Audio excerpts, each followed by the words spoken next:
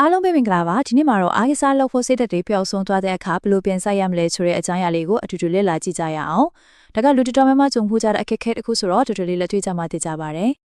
အဲ့လိုမျိုးလေကြံခံလုပ်ဖို့စိတ်ကလုံးဝမပါချေမရွှေ့ခြင်းလက်မရွှေ့ခြင်းသိပြီးတော့တင်ရတဲ့မှာပဲပိတ်မြင်နေတယ်လို့မျိုးခံစားရဖို့ကြမှာပေါ့နော်ဟုတ်ပါတယ်အဲ့လိုခံစားရတာကြည်အောက်ထဲမဟုတ်ပါဘူးဒါကလူတိုင်းလိုကြုံရတဲ့အရာတစ်ခုပါကဲဒီတော့ပထမဆုံးအပိုင်းအနေနဲ့အဲ့ဒီစိတ်ကားထက်တဲ့နုတွေကဘာလို့ပြောက်သွားရတာလဲဆိုတာကိုအရင်ဆုံးကြည့်လိုက်ကြရအောင်အရေးကြီးဆုံးကတော့ဒါကိုကိုယ့်ရဲ့အားနည်းချက်တစ်ခုလို့မမြင်ပဲဘာကြောင့်ဒါဟာတာမန်ဖြစ်စဉ်တစ်ခုလဲဆိုတာကိုနားလည်ဖို့ပါပဲဒီအချက်ကတော်တော်လေးစိတ်ဝင်စားမှုကောင်းပါတယ်လေ့ကျင့်ချိုင်းနေတယ်မလို့ဖြစ်တော့တာကစိတ်သက်ပြောညံ့လို့မဟုတ်ပါဘူးတဲ့အထီးကတော့အရင်ကရှိခဲ့တဲ့အရှိန်အဟုန်လေးပြတ်သွားလို့ပါဒါကလုံးဝပုံမှန်ပါပဲဆိုတော့ကိုအပြစ်တင်နေမဲ့အစားအဲ့ဒီအရှင်ကိုဘလို့ပြန်ရအောင်လုပ်မလဲဆိုတာကိုပဲအတူတူအာယုံစိုက်ကြည့်ကြအောင်ဟုတ်ပြီဒါဆိုရင်အဲ့ဒီအရှင်ကိုဘလို့ပြန်ယူမလဲဒီမှာတော့ချက်ချင်းလက်တွေ့လှုပ်ဆောင်လို့ရမယ်နီလန်းကောင်း9ခုကိုတစ်ခုချင်းစီပြောပြပြီးသွားပါမယ်ကဲနံပါတ်1ကတော့ပထမဆုံးနီလန့်ကအရင်ရိုးရှင်းပြမယ်တကယ်အစွမ်းထက်ပါတယ်အဲ့ဒါကတော့မငြင်းနိုင်လောက်အောင်လွယ်ကူတဲ့အရာတစ်ခုနဲ့စတင်ဖို့ပါပဲဥပမာ9မိနစ်လောက်လမ်းထွက်လျှောက်တာမျိုးပေါ့ဒီနေရာမှာရီမန်းချက်ကအကြီးကြီးတွေထားဖို့မဟုတ်ပဲငါစားလို့ဖြစ်သွားပြီဆိုရင်အောင်မြင်တဲ့ခန်းစားချက်လေးကိုပြန်ရဖို့ပဲဖြစ်ပါတယ်ဟုတ်ပြီဒုတိယအချက်တော့လို့ဒါကတော့ကိုယ့်ရဲ့ပတ်ဝန်းကျင်ကိုပြင်ဆင်လာတဲ့သက်ဆိုင်ပါတယ်ဆိုလိုတာကလေချင်းကန်းဆက်လို့ဖို့အခက်ခဲဖြစ်စေတဲ့ຢာတွေကိုဖေရှားဖြစ်ဖို့ပါဥပမာ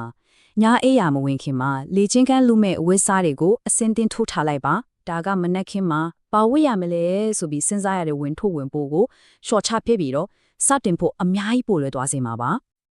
ကဲတတိယအချက်အနေနဲ့ကဒါကတော့ mindset နဲ့ဆိုင်သွားပြီတော်တော်လေးရေးကြည့်ပါတယ်ရလက်ကောင်းတွေရဖို့ထက်အကျဉ်းချသွားဖို့ကိုပဲအာရုံစိုက်ပါ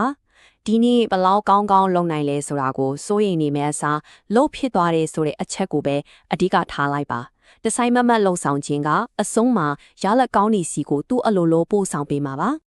စတုံးထအချက်ပါတော့ဒါကတော်တော်များများဖြစ်တတ်တဲ့စိတ်တကြခြင်းနဲ့ကာကွယ်ပေးနိုင်တဲ့ရေးကြီးတဲ့အချက်တစ်ခုပါအဲ့ဒါကတော့အတိတ်ကကိုနဲ့လုံးဝမနိုင်ရှင်ဖို့ပါပဲရင်တော့ကဆိုဒီလောက်လုံနိုင်တာလို့တွေးမိတာကတကယ်ကိုအားကုန်စေပါတယ်တတိချရမှာကဒါဟာအစအသစ်တစ်ခုဖြစ်ပြီးအရင်ကနဲ့မတူဘူးဆိုတာပါပဲဒီအချက်ကိုလက်ခံပြီးတော့လက်ရှိအခြေအနေကနေပဲပြန်စရမှာပါနောက်ဆုံးအချက်တော့ပြန်စမအချက်ကအလေးအကျင့်အသစ်ကိုခိုင်မြဲစေမယ့်အစွမ်းထက်ဆုံးနီလန်ပါပဲလေ့ကျင့်ကလုပ်ဖြစ်သွားတဲ့ဆိုတဲ့လုပ်ရက်လေးကိုပဲအတိမတ်ပြူပြီးကိုစုချပါဒါကကော်ဖီကောင်းကောင်းတစ်ခွက်တောင်းတာဖြစ်ဖြစ်တချင်းအေးလေးနောက်ထောင်တာဖြစ်ဖြစ်ဘာမဆိုဖြစ်နိုင်ပါတယ်အဲ့လိုအောင်မြင်မှုသေးသေးလေးတွေကိုအတိမတ်ပြူပေးတာကအလေ့ကျင့်အသစ်တကူကိုဦးနှောင်ထဲမှာခိုင်မြဲစေတဲ့အကောင်းဆုံးနီလန်ပါပဲကဲဒီနေ့လမ်းဒီအားလုံးကိုပေါင်းဆက်လာရင်ဘလို့အနစ်ချုပ်ထွက်လာမလဲဒါတော့အပိုင်း3ရဲ့ခေါင်းစဉ်ဖြစ်တဲ့စိတ်တက်ကိုပြန်လဲမွေးဖွားခြင်းပါပဲဒီစကားလေးကအတိတ်ပဲအများကြီးရှိပါတယ်ဆိုလိုတာကဒါဟာအတင်းအကျပ်လောက်ရတဲ့အရာမဟုတ်ပဲဖြည်းဖြည်းချင်းပြန်လဲနှိုးထားလာအောင်အချင်းတစ်လေးတစ်ခုကိုဘွားထဲမှာပြန်လဲမွေးဖွားလာအောင်ပြုစုထောင်ပေးရတာမျိုးပါပဲဒီနေ့ပြောသွားတဲ့အကြောင်းအရာတွေကိုအနစ်ချိုပြန်ကြည့်အောင်တိတ်တိတ်လေးကနေပဲဆက်တင်ပါလို့ရတာလွဲကူအောင်အသားရှိလေးကိုဖျက်ရှားပါရလက်ထက်အချင်းထုဖို့ကိုပဲအာယုံစိုက်ပါအခုလက်ရှိချင်းလေးကိုလက်ခံပြီးကိုချင်တာပါပြီးတော့စူးစမ်းမှုတိုင်းကိုအတိမပြုစုကြပါ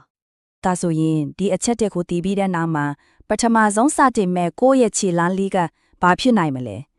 ဒါကတော့စဉ်းစားစရာလေးတစ်ခုပါပဲ